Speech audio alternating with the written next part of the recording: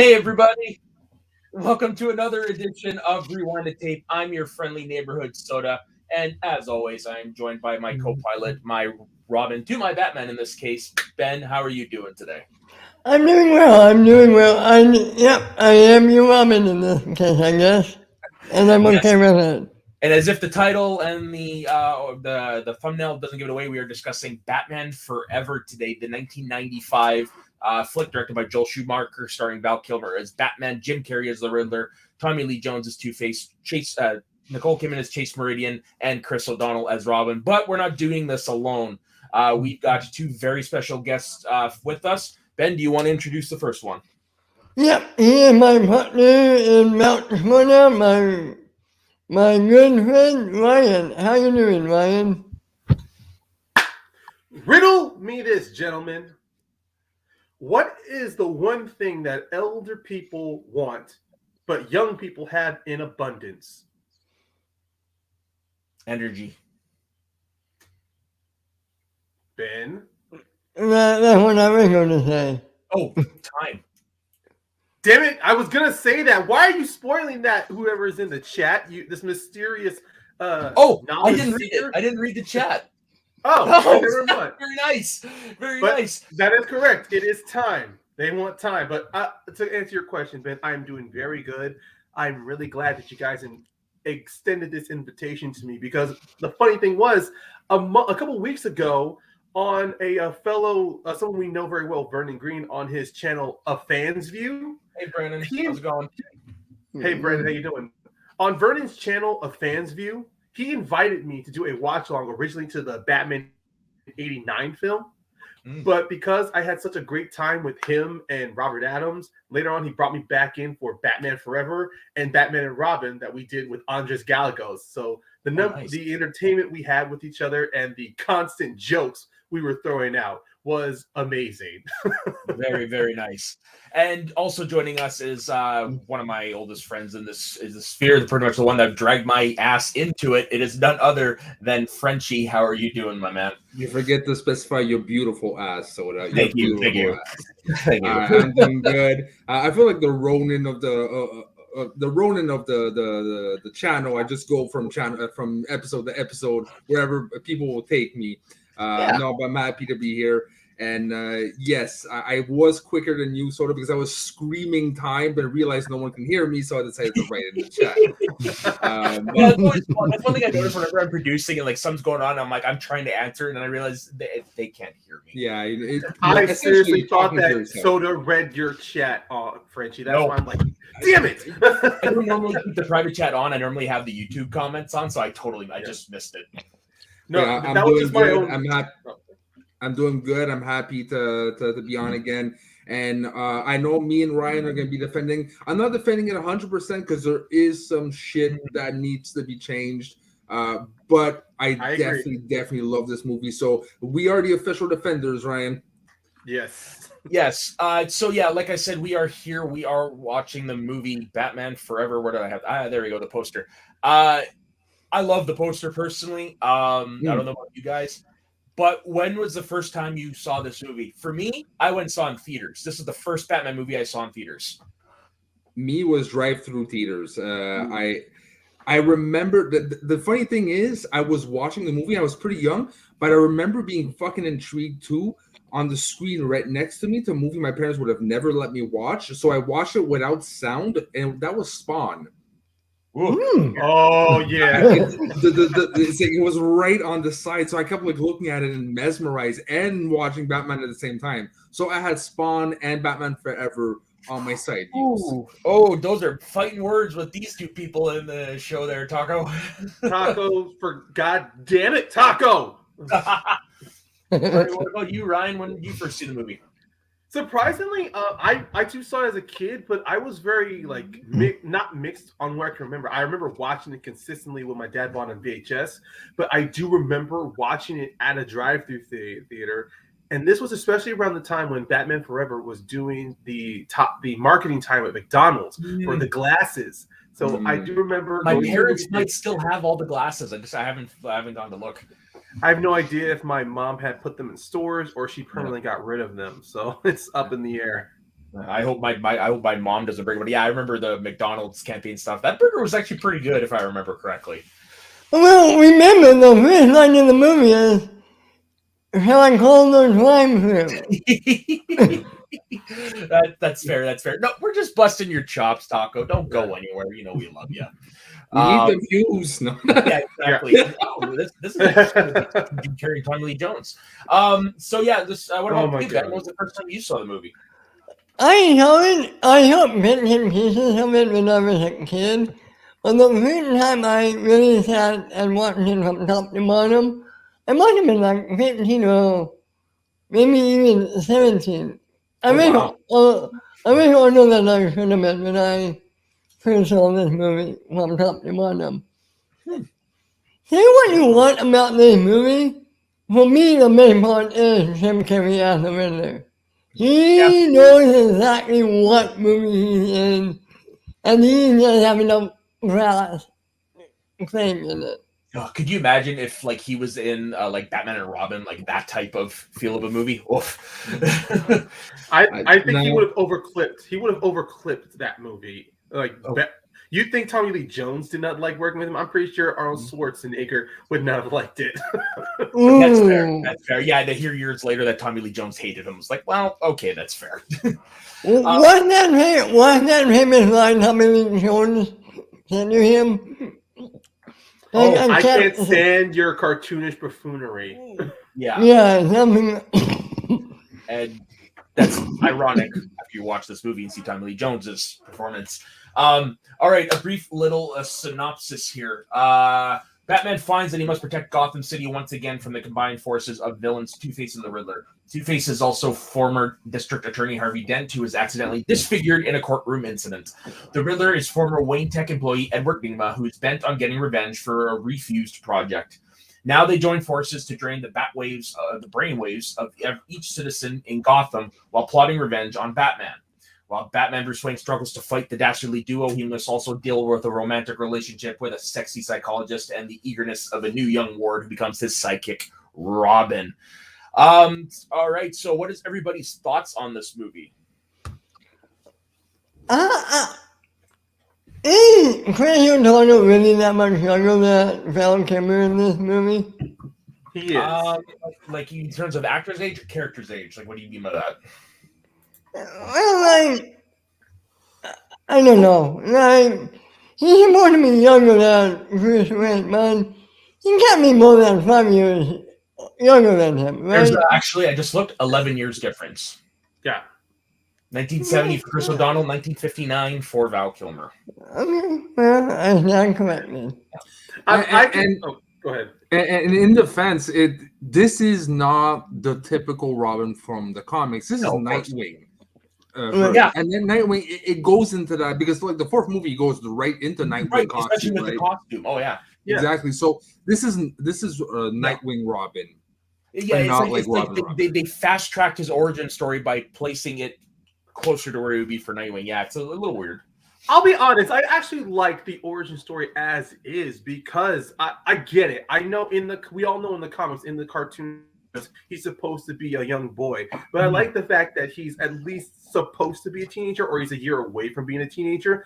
That way, you can, at least in the movie, logically make sense why someone like Dick Grayson is putting himself in harm's way because he is a teenager. And I like the fact that he does have a tight-knit family, a part of the circus, even though it's like in small, you only get, like 5 minutes total, but you do get to see that he has a family unit. Yeah. Like it's enough for me to love it. Yeah. And they, for the most part, they did the Dick Grayson origin story, like in terms of the circus, beat for beat. The only thing they changed was who killed his parents, because in the comic books, I believe it's Boss Maroni. Or is it Falcone? No, it's somebody else. I forget his name, but he's simply just a low-level mobster, just trying to get extortion from Tony something. I think Young Justice gives the Tony Zuko. Tony Zuko, because Young Justice used that origin. Mm-hmm. Okay. Well, it also depends on if you're going like New 52 in the Nightwing comics. There is if I'm not mistaken, there is more of a backstory to that, and it's more involved. It has something to do like one of the ringleaders from from the circus had something to do with it. Yeah, Well, it depends on which storyline. The Court of Owls is when they. It's not a Court of Owls. I don't think it's a Court of Owls. I think when he's a secret agent, right? As Grayson, they do some more backstory to that. Yeah. It's really back in the day, the New 52 storyline when you rebooted the DC properties. Well, and I thought Dick Grayson was like trained in the Court of Owls. But in the New 52, Dick Grayson does lose his identity as Nightwing and becomes a secret agent. Yeah, I remember. Yeah. But that's why, like, you were on the right track, Frenchie. It's just I'm like, wait, I thought it was during, like, I'm trying to think of some fun riddles to throw in again, but I'm going like, oh, wait a second. What? New 52 is so far back now. I used to collect. Right? I got almost everything from New 52. I have it somewhere in the back. I haven't touched it. What? Like 14 years, something like that. Like it's been no. It's so old. I remember I was in college. Okay, I'm sorry. 11 years since it started. It still makes me feel old. It does, yeah.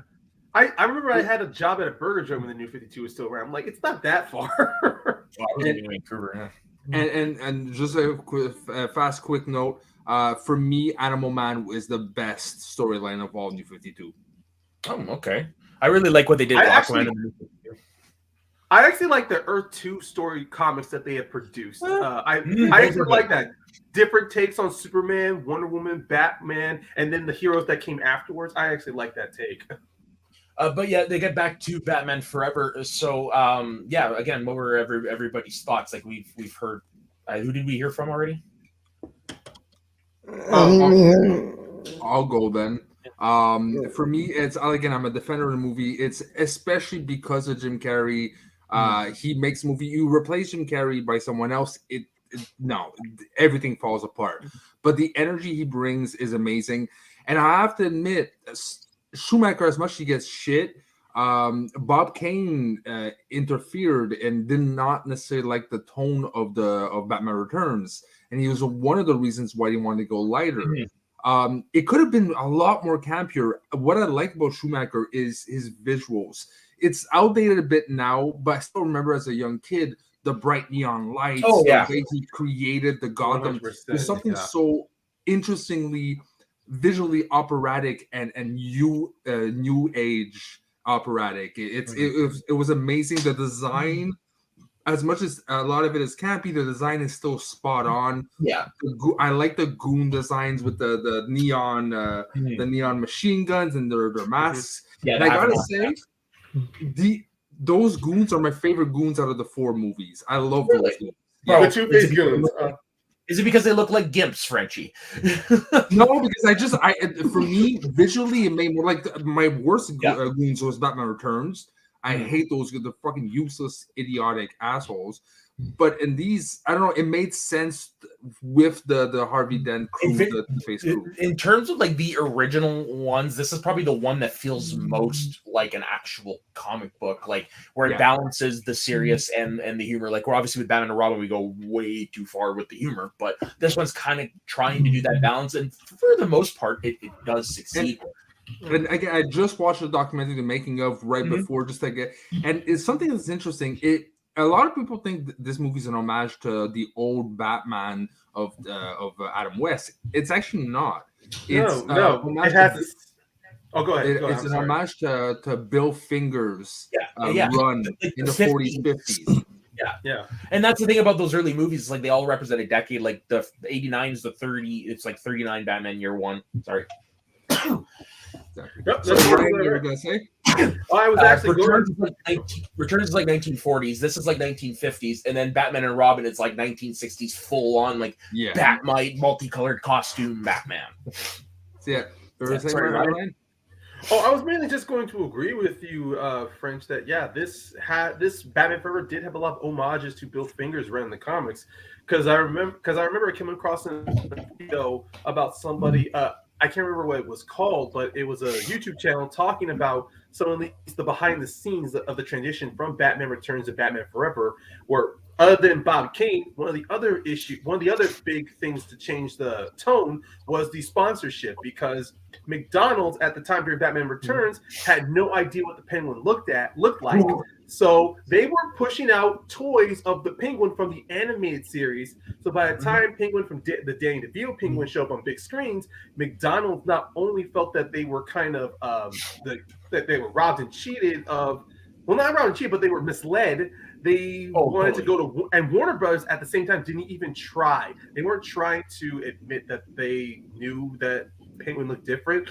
It was just more like bad business decisions happened. McDonald's they pulled out from the deal they had with Warner Brothers. So when Batman Forever was being made, Warner Brothers not only had to try to entice McDonald's to come back, I believe they had to show them the scripts of what they were planning in order to get McDonald's back in. So sponsorship was definitely a big motivation for the big changes. And whether people like or hated it, I really don't care, because as a kid, I wanted just Batman. And so I'm like, I love it.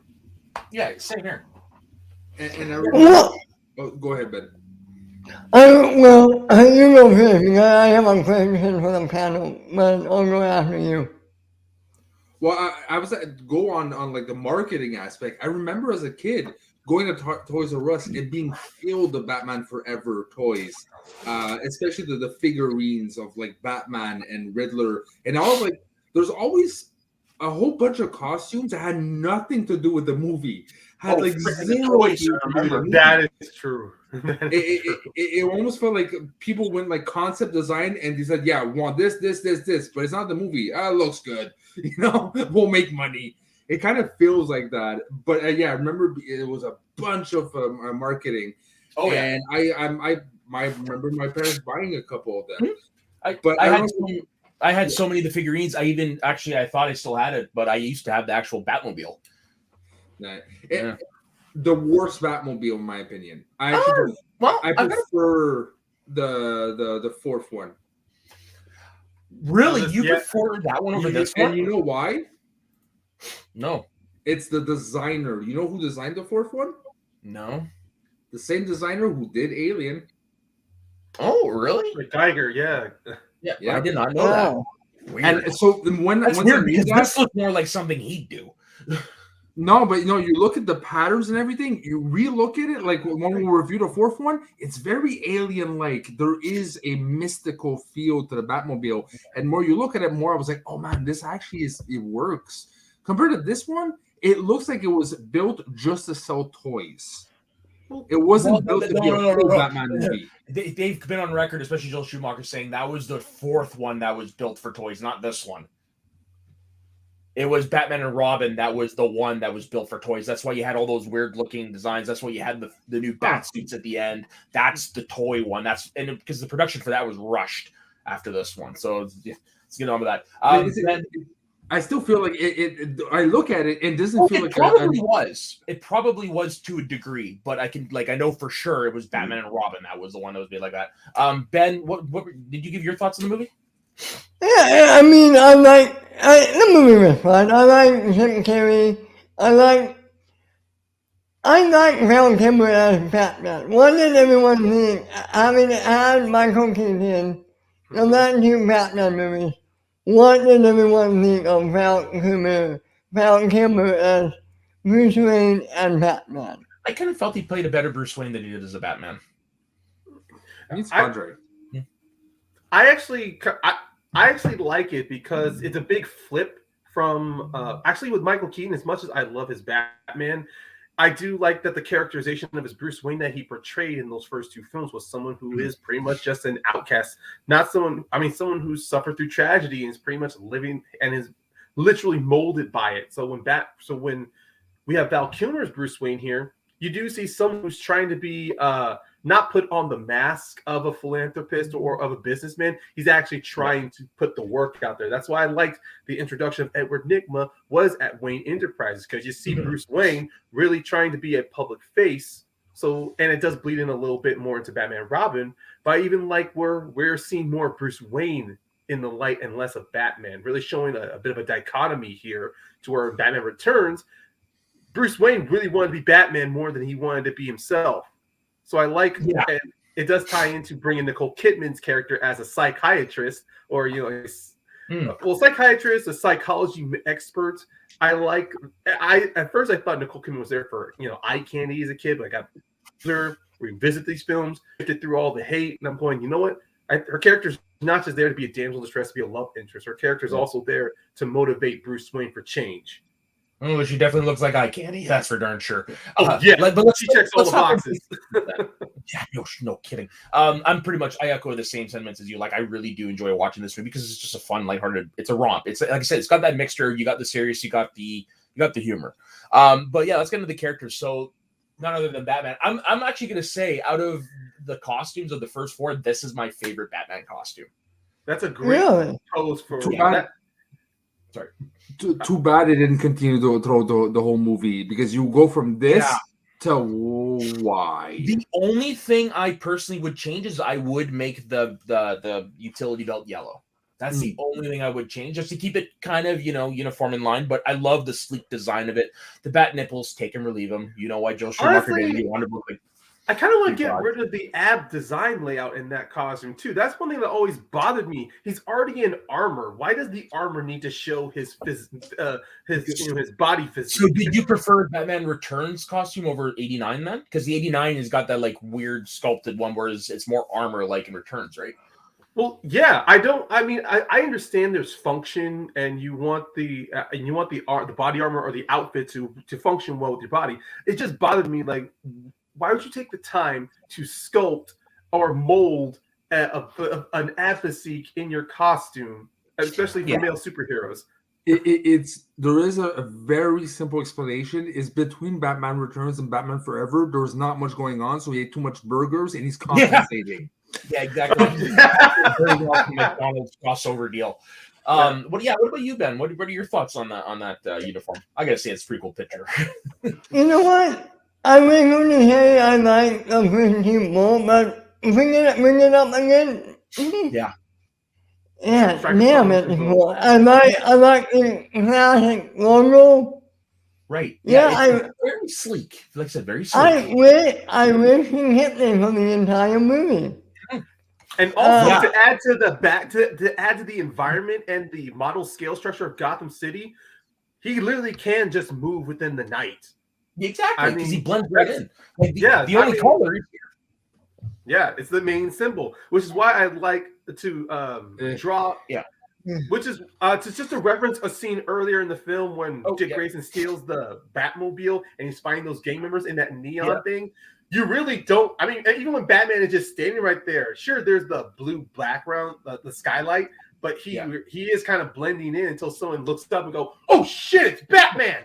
And then the badass just glides right down. It's like, I want to make a comment on the renewed costume at the end of the movie. This one, this is so bad. It had so little impact. Think about it. The first and second movie was so iconic. They made the comic book as that costume. Batman Begins and The Dark Knight.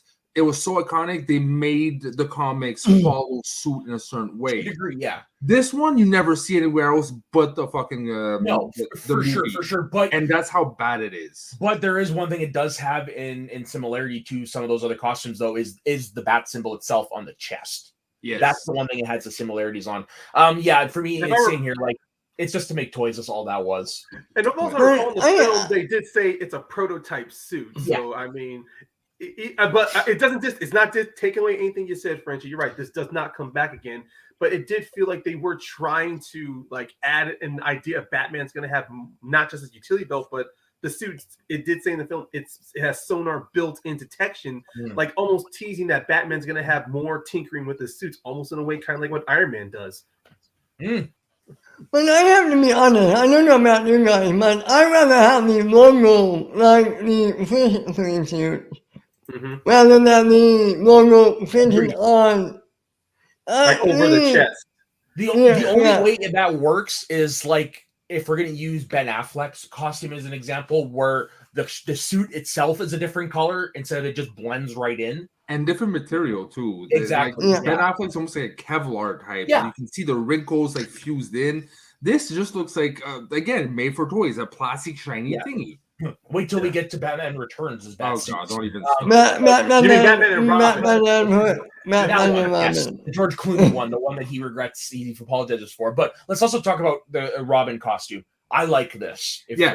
This is comic book accurate in this era. Like, this is really good. I like how they translated it to screen. I just wish the red wouldn't go to like his. It directs my eye to his penis, you know. Where I like at least give him full red, full green on the bottom or something. It's like arrows pointing to the bulge is what it is. Exactly. To quote Lego Batman to Robin taking the Reggae Man costume, I can't look anywhere except below the waist.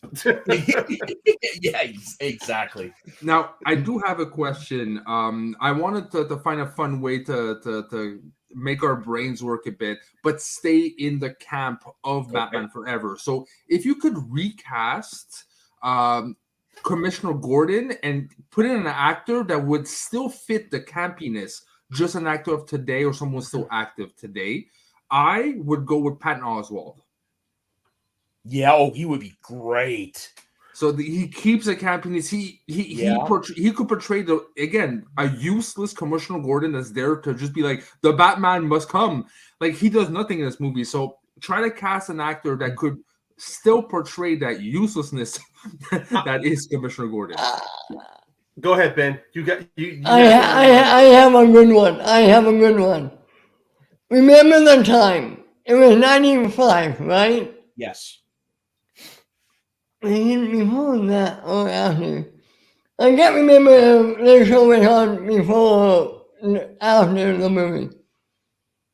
Bryan Cranston.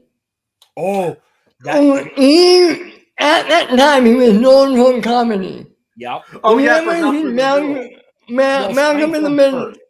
Seinfeld first. Yeah. He had that youthfulness. He had that humor. I think he would have been a really funny, light-hearted Commissioner Gordon. Yeah. I'm gonna go in between the two. I'm gonna say like if you were to age him a few years, Jonah Hill. Oh, you know what? Yeah, he's able to play useless. Just look at 21 Jump Street. Yeah. Actually, I would, if I were to cast Gordon, I would probably take an actor mostly from this, like within the time period, kind of like what Ben did for Bryan Cranston. I would actually take the actor Victor Garber, who he wasn't as well known during that time, but because I don't know. Legends of Tomorrow. He was Legends of Tomorrow. He was in Titanic as Thomas Andrews. Yes, he was in Alias. Okay, too many people talking at the same time. What did he play in Legends of Tomorrow? He was the other half of Firestorm. Dr. Martin Stein. Oh, yes. Yeah. Okay, interesting. That's actually a pretty good choice. And my reason for casting him was during the time in the 90s. I mean, he was still he's still doing a lot of supporting roles because his big blow up. He did get recognized in Titanic, but Alias is what kind of brought him to the mainstream. Yeah.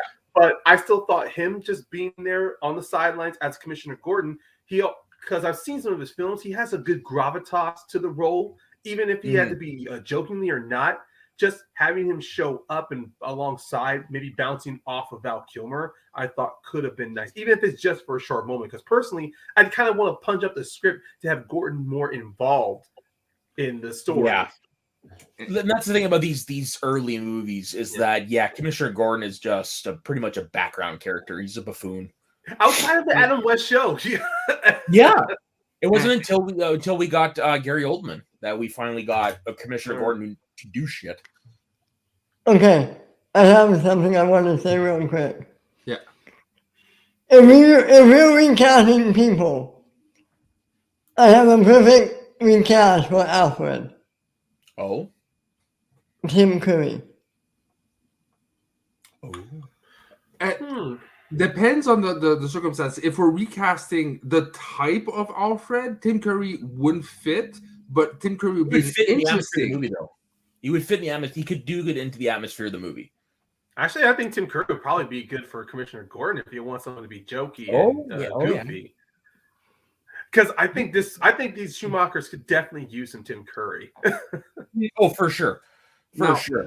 My second recast is to recast Chase Meridian. Keep in mind, she's not campy, so someone who is very intellectual, that can play the psychologist, that can feed off of Val Kilmer. Again, doesn't have to be an actress of the time; it can be today's actress as well.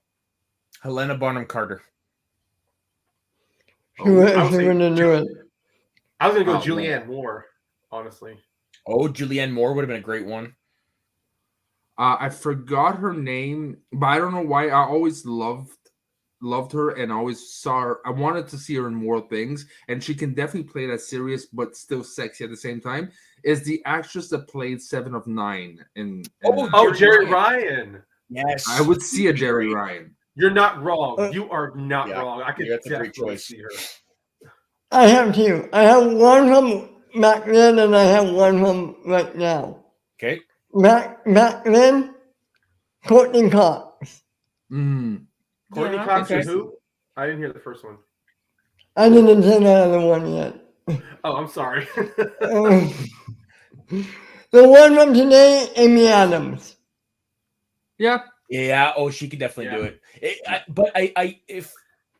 I think it would be really close to the Nicole Kidman portrayal, if I'm being honest. I think that would, like, her acting style. I think she'd just be spot on for sure.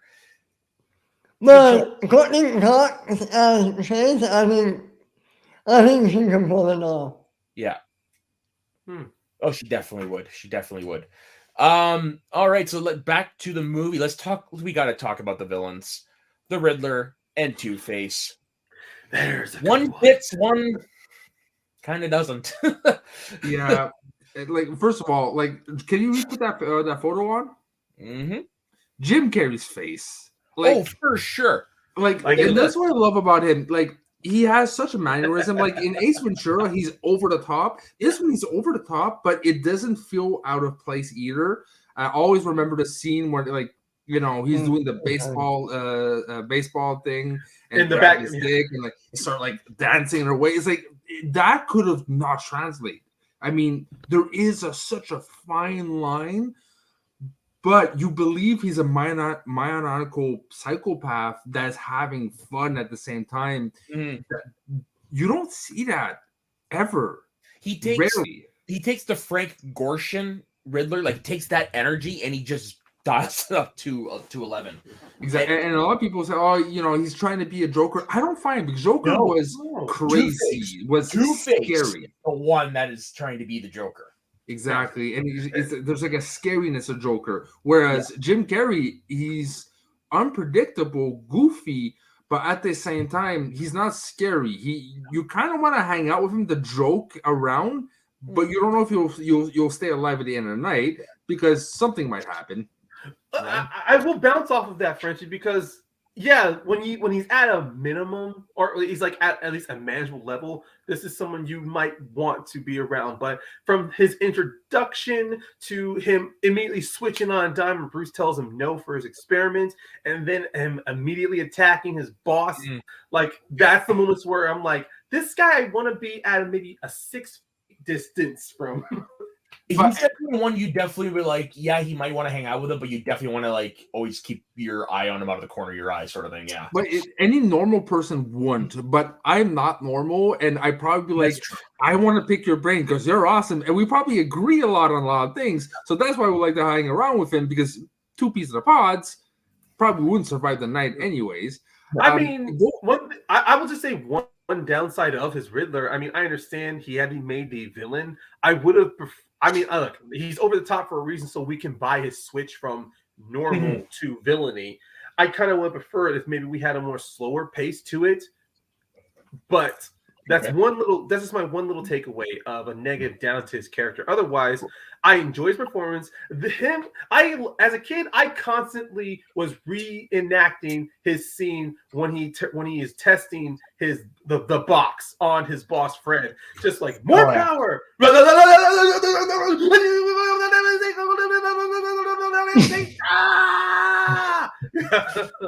The line that I use a lot from him is whenever, like, something exhilarating happens, he says, "Did anyone else feel like a fried egg?" I don't know.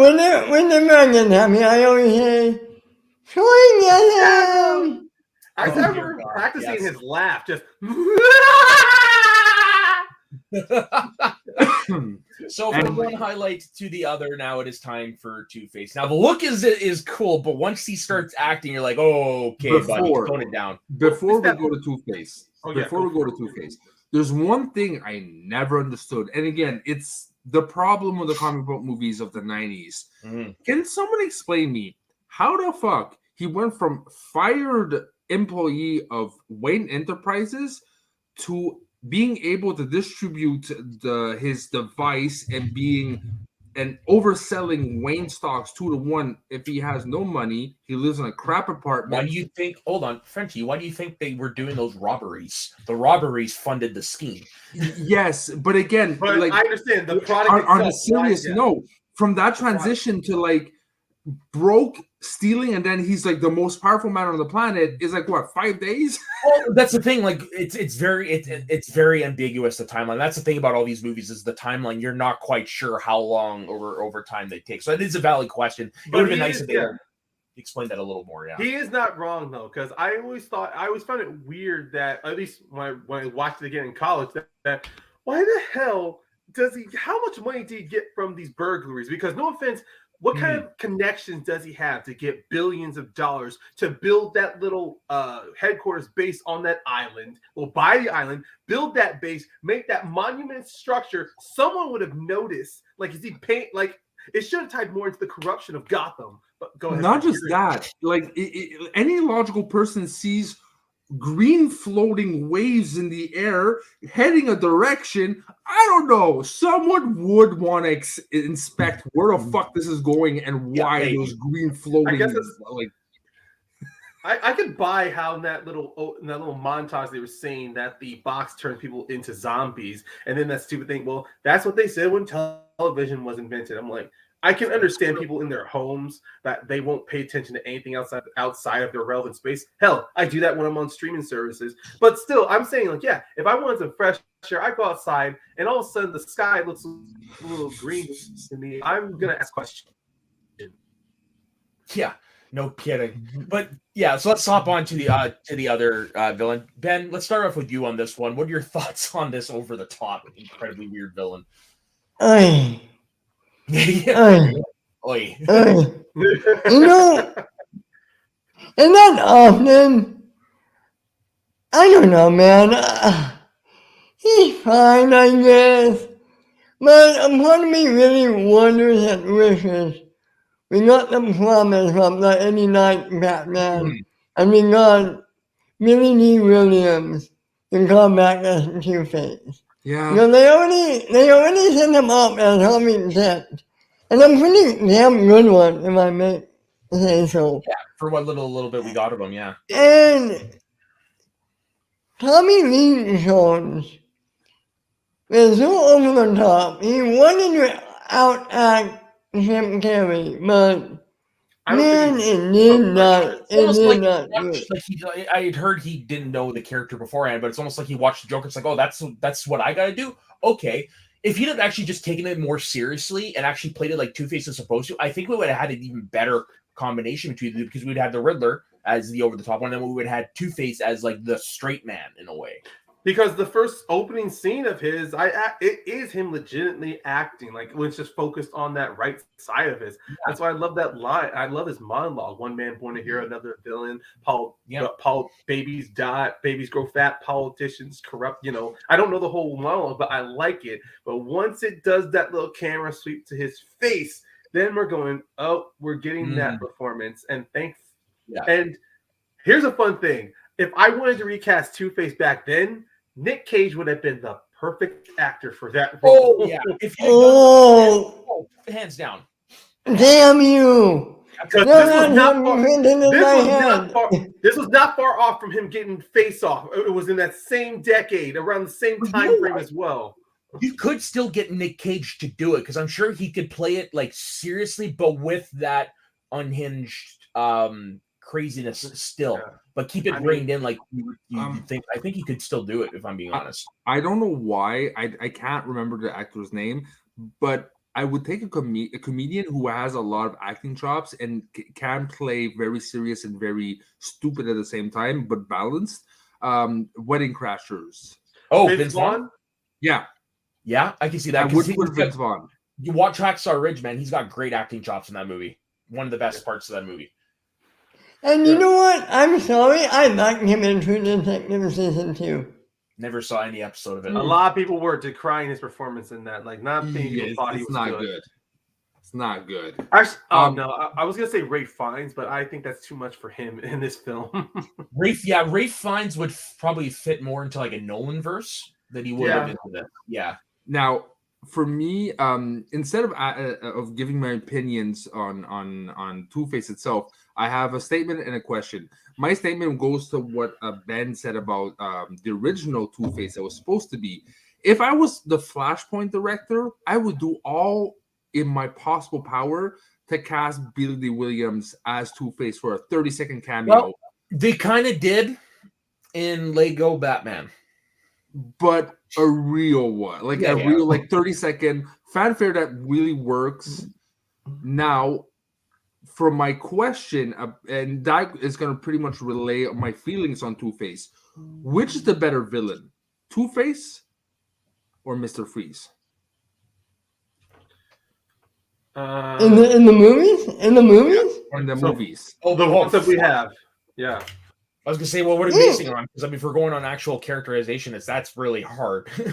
No, but in the movie, Arnold, Mr. Freeze. Arnold, right? Exactly. He haven't. And Batman from Arnold, you have to worry about freezing you at any time, and then you have Two-Face, who you would be worried about shooting you in the face. You're not talking about Winston Kelly. But you're not talking about which character you like better, right? I'm talking about the performance. The performance itself. Yeah. If I'm being honest, for the performance, I probably would go Tommy Lee Jones because of how erratic the character. Because of how erratic the character is. Because you never know when else he's gonna be like out of nowhere. You never know. Actually, I just realized. I think I think Two-Face would be the better villain because even in the Batman and Robin, Freeze, he's not really causing mayhem and destruction. He's only robbing places that has that has what he needs. Two-Face, on the other hand, he is doing schemes to kill Batman. Like, again, I'm not talking. I'm talking more to the performance itself and not like the character. Then Tommy Lee Jones. Tommy Lee Jones, for sure. But you see, for me, it's Mr. Freeze, and Mr. Freeze is in a worse movie. I do not like Tommy Lee Jones. I would watch Mr. Freeze over and over compared to the Tommy Lee Jones's parts in the movie. I don't like him. No, I agree too. I agree. I don't like him either. But if I'm just looking at the character, like how they're played, it's got to be. For me, it's Tommy Lee Jones because with him, you get the different levels of craziness. Whereas Arnold is like he's consistent in terms of his. He's consistently bad, but at least it's not. At least it kind of fits. Whereas Two-Face, you're like, You guys are giving me an icy hot here. I can't help it. You guys are freezing me up so bad. Ben, I do want to add on to. I wanted to add this in before French brought up that question regarding Billy D. Williams' Two-Face. There is they did adapt the Batman '89 storyline into a comic book run to where Billy D. Williams does become Two-Face. There's even art promoted out there. I believe he becomes Two-Face by trying to save a kid in the district, but he gets knocked out by a hoodlum and he's left lying in the warehouse while gasoline's going towards his face. That's all I remember from that comic run because it was only the second issue at that time last year. But they were in the plans of making Billy D. Williams Two-Face immortalized. So just confirm it's Ryan. Is it this one right here? Yeah, that one also, the one also next to it as well, because the one on the right, that was from an artist that's working on the comic. Okay, but this one is the one. This one is the one that's from the book. Yes. Oh, that was one of the cover. That was one of the cover photos for the comic issue. That's pretty cool. I've been wanting to go back and reread that. I might actually go to my comic book store this week and pick that up. Yeah. All right, so let's get on to the vehicles. Like I know Lou has already said that he doesn't like Batmobile. But what about you and Ben there? Ben there. Right. I don't like it. I'm with you. Really? That's ugly. That is so ugly to me. The wheels are bad. The wheels are so fake. It's ridiculous. Yeah, you're right. You're right on the wheels. It is a little bit ridiculous. Yeah, same here, Andrew. Like I said, tomorrow I might, if they have it in my comic book store, I will definitely. To bring back Andrew's comment that you had, the first one you brought up regarding Bruce and carrying the bat, I actually don't mind that because it's not more. It's more. I kind of understand from it. It feels like they're trying to do a soft reboot of Bruce from the first Batman film, but it's because he's doing this with Chase. It's him because in the first one, Batman is kind of like a tool of vengeance for him. So when he's talking with Chase, he is not only he's not only coming to grips with the repressed memories he had after his parents' death, but also he's coming to understand like what does Batman truly mean for him. That's why I like that moment when Chase knocks down the flowers and it happens to him.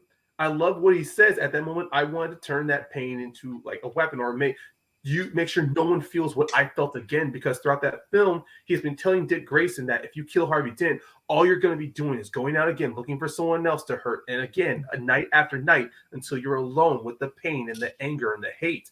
That moment of him re-encountering the bat as a kid is for Bruce to realize Batman was never about avenging or being a tool of vengeance. It was a way to make sure nobody has to feel that pain again. I mean, Soda, to tie into our favorite show, Doctor Who, that line from the 12th Doctor that Capaldi says to Bonnie, you know what you do with that pain? You hold it tight until it burns your hand, and you swear to yourself, no one should ever feel this pain again. Not on my watch. Agreed. And that to me that's what, honestly, I kind of love the fact rewatching Doctor Who again, it makes this moment feel stronger, because no matter how many times Batman is being reinterpreted or rebooted, the goal is always the same. Bruce does not want nobody to feel the pain that he felt as a child. It's one of the reasons why we have the Bat family, because these are people Bruce can identify and relate to and make them. Oh, go ahead, Frenchie. Which is ironic, like going off of that, which is ironic because it kind of is his fault that Dick Grayson lost his parents.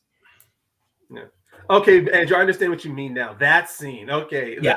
It explains so much of Bruce Wayne. Yeah. Oh, sorry, Ben. I interrupted you. Go ahead. I've been going to say somewhere across the planet right now. 50 years waking up in a court red. Maybe talking about Doctor Who. Oh, probably. Yeah, if he wasn't asleep right now, I'd have to expect him to pop on. Before we wrap it up, though, what about the other two? We don't see them often much in this film, but we do have the Bat boat. Yes, the only picture I could find was the freaking toy, and same with the Bat plane. Like, how do you feel about those? I want to start by saying at least the Bat boat looks less like a Bat dildo this time. You're right. Yeah, it really does look more like a boat. Like Bat Returns is Bat dildo with grips. All I'm saying, like I said last time, this one looks like a boat. Yeah.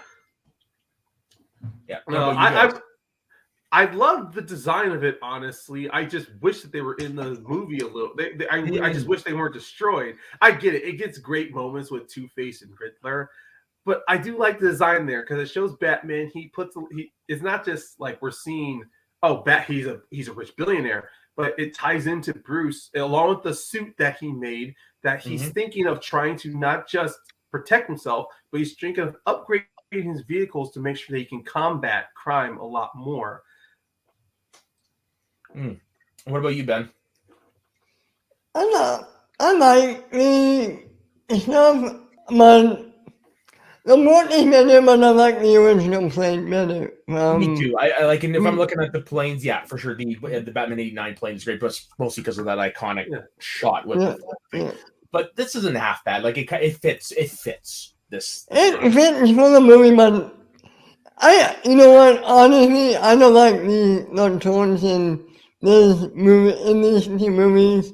My favorite Batman tone out of these four is in '89. Return is too Britain for me, and both of these are too Schumacher for me, in my opinion. There's one thing I do want to bring up that I did. The two side characters that was really I paid no attention to, but of course now with film classes, I start paying attention to a lot more, and that is Drew Barrymore and Debbie Gleiser as Sugar and Spice. Yeah.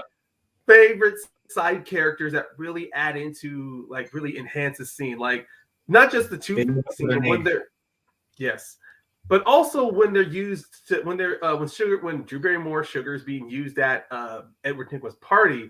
I like the fact that, you know, she technically kind of has no personality next to Nygma because she's mainly there to play off of Harvey Dent, and the fact that Nygma is there, it almost feels as if, in a way, it's like she's kind of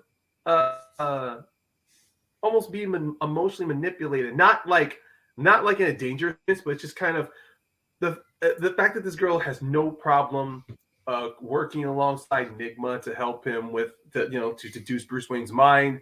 And she is kind of like the straight woman next to Debbie Gleiser, who is being the other half. So I was 8 years old when that movie came out, and I'm like, what is this? Like, wow, what is this? They're an interesting pair. That's all I will say. They're an interesting pair. Agreed. All right, so let's give our final thoughts on the movie. I'll go first. Like, for me, it's an enjoyable one. It's not one of the ones I'll go watch the most anymore, but it's, if I want to just have a fun time with a Batman movie, this will probably be the one I put in. For me, I'll continue my trend on giving letters as ratings. It's a solid C+.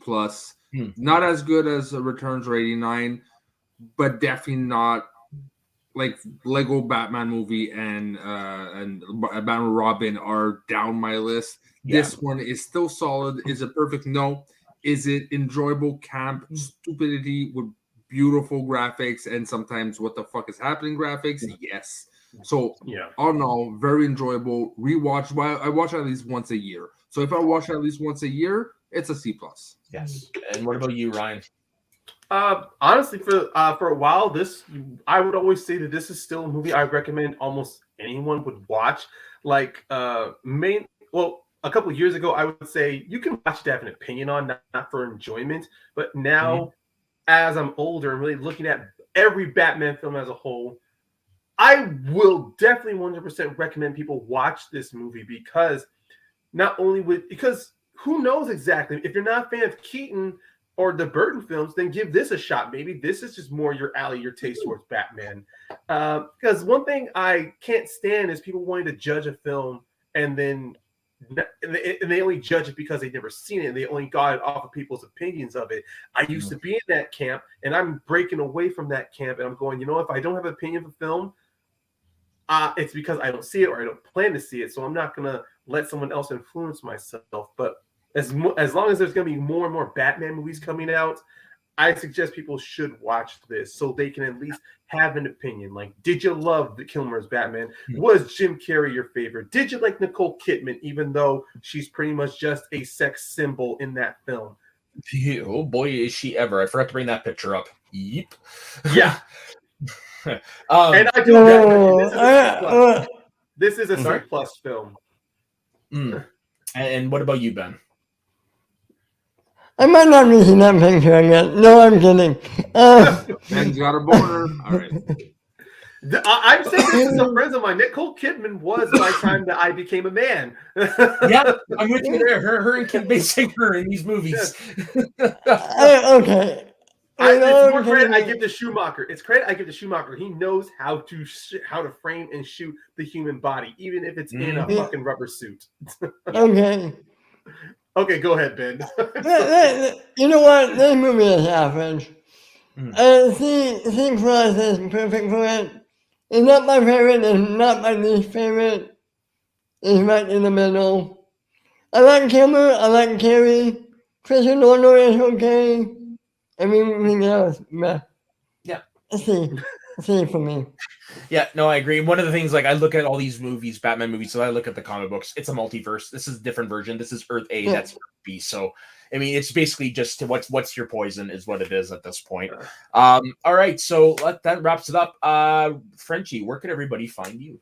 I'll keep it fast because I have a hard out 11, so you can find me on this channel. Like I said, I'm the Ronin of the channel. I just pop on at any time, anywhere, wherever people will tolerate me. So I'll be there. All right. And Ryan, what about you? Well, you guys can definitely find me here on Northern Entertainment Group as a special guest on any show pops up here. Also, this Saturday, myself and Ben are coming back with an episode of Mount Schmodown, and we have shared it on our Twitter group. But for anyone else watching it right now that don't know, our special guest is going to be the outlaw himself, John Roca, and we're going to have a good panel with us. We're going to have our one of our friend, our buddy John DeGreggio, who was our co-host at the time, and also we're going to have Kiwi Jess, with us as we're going to have this great roundtable discussion with Roca. Oh, that's going to be a fun thing to watch. Yeah, I got nothing else going on right now, so I might actually watch that. Ben, what about you? You guys can find me right here on Rewind That Tape on Northern Unwind on Get Ready. What else? I think that's it. I was again on Have You Seen This past week? I'm all over this place. You can find me at my Twitter, Ben_radio. Yeah. And you can find me at my personal Instagram and Twitter at soda_the_saxman. You can also, like these gentlemen, find me all over this channel. The next show I have coming up is Schmodown Analytics this Saturday at 12, and then right after that at 2 o'clock, you can find me over in the Let's Get Ready Network talking the week in wrestling over on the Dropkicks with my buddy Dagan. And then also Sunday morning, it'll be Get Sweaty. So thank you very much, everybody, for joining us. Don't forget to like and subscribe to the Northern Entertainment Group. Don't forget to go to our Twitter account as well. And we will see you next week on Rewinding the Tape when we look back on Batman and Robin. Same bat time, same bat channel. Have a good evening, folks, and see you later. Now we're running at the spotlight, running through the spotlight. Oh, God.